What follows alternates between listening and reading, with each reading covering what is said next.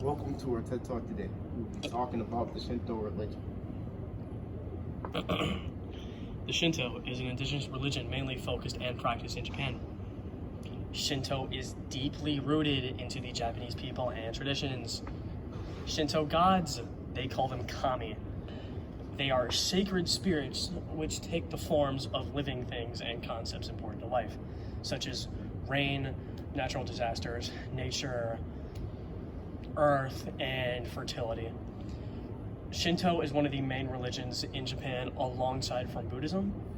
Shinto is an indigenous faith of the Japanese people and is actually as old as Japan itself. So, beyond the Kyushu is where the arrow is pointing down to the south of Japan. 80%, mostly 80% of people who do believe in Shinto religion are there in the southern part of Japan as well because of contagious diffusion. There are three main beliefs in Shintoism, and those are divination, water purification, and illustration. Humans are thought to be fundamentally good, and evil is believed to be caused by evil spirits in Shintoism, and as a result of that, most of the Shinto rituals are to keep away the evil spirits by either purification or giving prayers and offerings to the kami. The best English translation of kami is spirits, but that really is a very oversimplified term for such a complex concept. Kami can be elements of the landscape or forces of nature. They are very close to human beings in the way that they look, and they can influence the course of natural forces and human events. Kami, alright.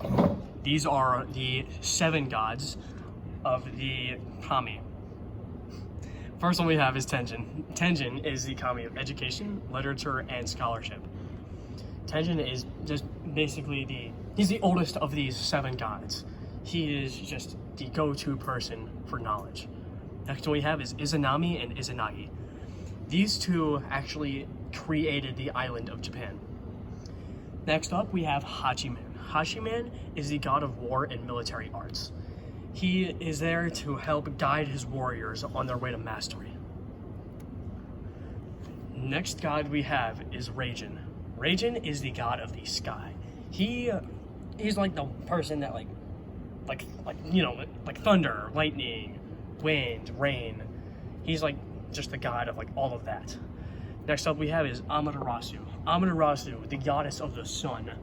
She is the universe and the high celestial plane where all of the kami descend.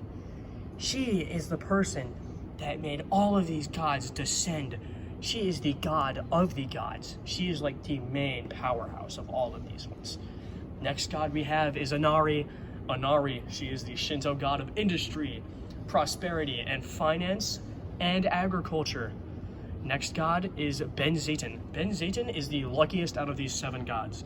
He is the god of things that flow, like water, music, knowledge, and emotion.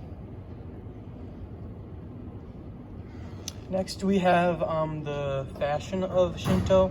Shinto vestments fall into 3 classes: Seisu, which is their formal, Ryuso ritual, and Joso ordinary. Formal Seisu vestments are in the style known as Ikon. Ikon consists of colored and sometimes patterned belted robes over a ho, and they have hakama, which are loose trousers, and they wear a headdress known as kanmuri. The traditional attire of a miko, which is a shrine maiden, is a pair of red hakama, a white kosode, and some white or red hair ribbons. What you wear for the formal siesu kind of tells like what rank you are in like the Shinto church or temple.